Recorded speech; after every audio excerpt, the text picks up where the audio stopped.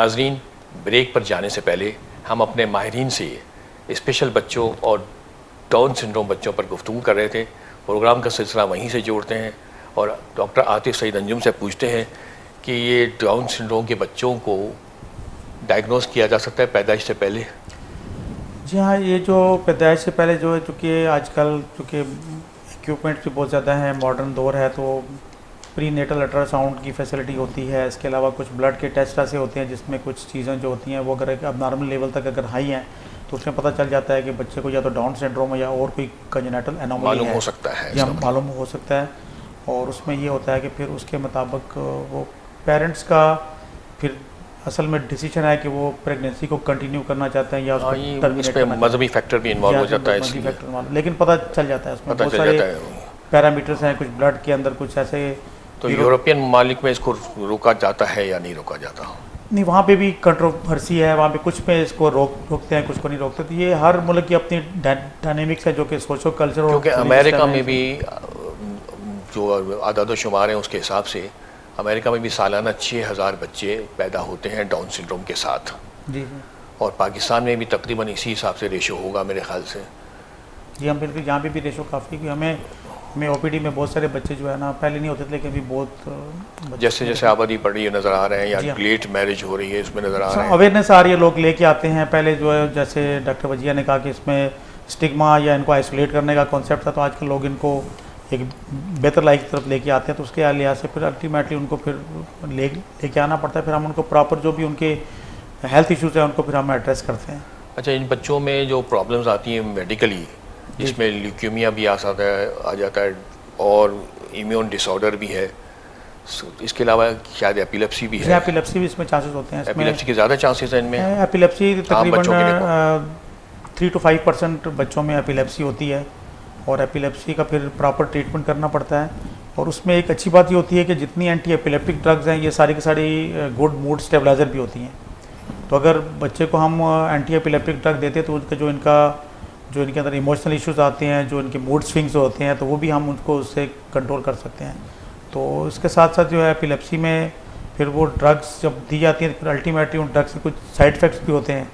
फिर उनके side effects को भी हमें देखना होता है, जिसमें हमें इनकी डाइट में कैल्शियम के सप्लीमेंट्स हमें देने होते हैं। इसके अलावा इनको हम कुछ ऐसे मल्टीविटामिन मिनरल्स देते हैं जिनमें ओमेगा 3 फैटी एसिड के सिरप भी इनको दिए जाते हैं ताकि इनकी जो मेंटल ग्रोथ है वो ऑप्टिमम लेवल पे जा सके। डॉक्टर वजिया, मेरा आपसे सवाल है कि ऐसे बच्चे आगे बढ़ते जाते हैं तो इंडिपेंडेंट हो सकते हैं फाइनेंशियली और या मैरिज के काबिल हो सकते हैं? ठीक है, पहला सवाल कि इंडिपेंडेंट हो सकते हैं। देखें, अगर हम तरक्की याफ्ता ममालिक की बात करें तो अमेरिका और कनाडा में इस वक्त सबसे ज़्यादा शरह ऐसे बच्चों की है जहाँ पर उनके इंटरवेंशन प्रोग्राम्स बहुत अर्ली शुरू भी होते हैं और एक बहुत स्ट्रक्चर्ड तरीके से शुरू से आखिर तक उनको लेके चला जाता है। तो वहाँ पर ऐसे इंस्टेंसेस ऐसे देखने में आया है कि वो इंडिपेंडेंट एक हद तक हो सकते हैं। ठीक है, दूसरी चीज़ जैसे भी डॉक्टर आतिफ ने बात की थी कि रेस्टोरेंट्स में और बहुत जगह पर उनको उनकी कॉग्निटिव लेवल की आईक्यू के हिसाब से स्किल सिखाई जाती है, तो उस हद तक वो फाइनेंशियली इंडिपेंडेंट हो सकते हैं। लेकिन ये वाला फैक्टर हम इग्नोर नहीं कर सकते कि इनको थ्रू आउट देयर लाइफ एक कंटिन्यूड सपोर्ट चाहिए। अब देखिए, आम बच्चा अपने डिसीजन खुद ले सकता है, उसकी स्किल्स डेवलप्ड हैं। अब जहनी उम्र जिस्मानी उम्र के हिसाब से बढ़ रही है। अब आप एक लॉजिकल सी बात है, अगर हम इस पे गौर करें, जिस शख्स की या जिस बच्चे की जहनी उम्र जिस्मानी उम्र के हिसाब से बढ़ नहीं रही है, उसका IQ 70 के जो हमारा एक कट ऑफ स्कोर होता है उससे ज़्यादा आगे नहीं जाता, और फिर उम्र के बढ़ने के साथ जहनी सलाहियत बढ़ नहीं रही है, या तो कम है या तो फिर वो एक लेवल पे आकर रुक गई है, तो ऐसे लोग इंडिपेंडेंट डिसीजंस हमारे यहाँ मेयार ज़िंदगी कैसे बेहतर हो सकता है जब हम कहते हैं कि जी आप अपने बदलते हालात के साथ एडजस्ट करना सीख रहे होते हैं या आप अपने फ़ैसले बेहतर कर रहे होते हैं। अब चूँकि जहनी सलाहियत तो महदूद है, तो ये बिल्कुल बहुत अंडरस्टैंडेबल बात है, बहुत लॉजिकल बात है अगर हम इस पर गौर करें कि वक्त के साथ साथ ये उस तरह के इंडिपेंडेंट डिसीजंस बजाते खुद नहीं ले सकते। कहीं ना कहीं उनको कंटिन्यूड सपोर्ट और केयर ज़रूर चाहिए, किसी ऑल्टरनेट केयर गिवर की, किसी इमीडिएट केयर गिवर की। ठीक है। अदरवाइज़ एक हद तक ये इंडिपेंडेंट हो सकते हैं, जहाँ ये सिर्फ अपने आप को देखें। अगर आप चाह रहे हैं कि एक फ़ाल फ़र्द बनाना है, इनको नकारा नहीं करना है, तो जैसे बहुत सारे रेस्टोरेंट्स ऐसे हैं, बहुत सारे सैलून्स ऐसे हैं जहाँ पर बेसिक इनको स्किल सिखाई जाती हैं और वो असिस्ट कर रहे होते हैं आर्टिस्ट को बहुत सारे रेस्टोरेंट्स में वेटर्स के तौर पे, और बाज़ जगह पर कुछ ऐसे हैं जो टेलरिंग की स्किल सीख लेते हैं। तो मतलब जो ऑक्यूपेशनल स्किल सीख रहे हैं उस हिसाब से वोकेशनल ट्रेनिंग हो रही है, उस हद तक ये इंडिपेंडेंट हो सकते हैं। लेकिन अगर आप ये कह सकते हैं कि बिल्कुल सोलली एक ऐसे फ़र्द की, तो आप लॉजिकली भी देखिए, क्योंकि जहनी सलाहियत उम्र के साथ बढ़ी नहीं है, तो वो जो दरकार होती है इंडिपेंडेंट डिसीजंस लेने के लिए, एडजस्टमेंट और एडाप्टेशन टू लाइफ के लिए, वो थोड़ी महदूद होती है। एक हद तक यस इंडिपेंडेंट हो सकते हैं, लेकिन कंटिन्यूड केयर इन्हें फिर भी चाहिए होती है। दूसरा सवाल अगैन इसी से रिलेटेड है, उसका जवाब भी कमोबेश यही है। हम लोग जब प्रैक्टिस कर रहे होते हैं तो ज़्यादातर वालिदैन हमारे पास ये लेकर आते हैं कि जब बच्चा 25-26 का हो रहा है और ख़ुद थोड़ा सा अभी एडजस्टमेंट नहीं हो रही, ट्रेनिंग सही नहीं हुई, या उनको लगता है कि अब हम नहीं संभाल पा रहे, तो हमारे पास आके बहुत पहला सवाल ये करते हैं, तो सब आप बता दें कि इसकी शादी हम करवा दें तो ये ठीक हो जाएगा। तो मेरा उनसे सवाल होता है कि जब 25 साल पैदाइश से लेकर आप एक कांस्टेंट केयर गिवर होते हुए उसकी नीड्स को केटर नहीं कर पा रहे, उसकी डेवलपमेंटल चैलेंजेस को एड्रेस नहीं कर पा रहे, उसके बिहेवियरल इश्यूज़ को एड्रेस नहीं कर पा रहे। जैसे डॉक्टर साहब ने कहा कि गुस्सा है तो आप कुछ मेडिसिन दे के मूड स्टेबलाइज कर सकते हैं, लेकिन शादी, अगर हम आलमी उस पर कट ऑफ स्कोर पे बात करें तो शादी 50% स्ट्रेस का नाम है साइकोलॉजिकली, ठीक है।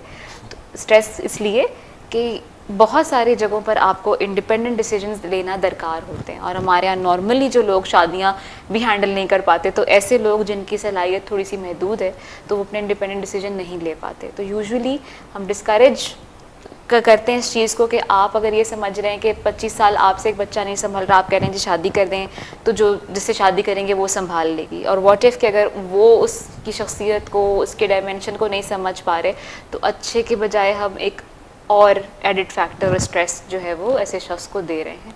तो यूजुअली ये शादी ये उस तरह से काबिल नहीं होते, लेकिन चूंकि ज़िम्मेदारी का शिफ्ट होता है तो हमारा माशरा इस वक्त बहुत फोकस करता है कि डॉक्टर का कह देगा तो हम शादी करा देंगे और शादी की बात ये ठीक हो जाएगा। तो जब वो 25-26 साल अपनी क्योंकि अगर आपने यही बात बुनियादी तौर पे समझी ही नहीं है कि आपके बच्चे की सलाहियत कहाँ लाए करती है, क्या वो बढ़ रही है, क्या वो ऐसे डिसीजंस लेने के काबिल है इंडिपेंडेंटली, जिस्मानी तौर पे तो आप कह सकते हैं कि वो बहुत सारी चीज़ें और सलाहियत उसके काबिल होगा, लेकिन जहनी तौर पर जो शादी के लिए एक माइंडसेट चाहिए अपने स्पाउस को समझने का, फिर एक फैमिली अपब्रिंगिंग का, और बहुत सारी ऐसी जगह है जहाँ पर एक बहुत साउंड माइंडेडनेस होने की ज़रूरत है।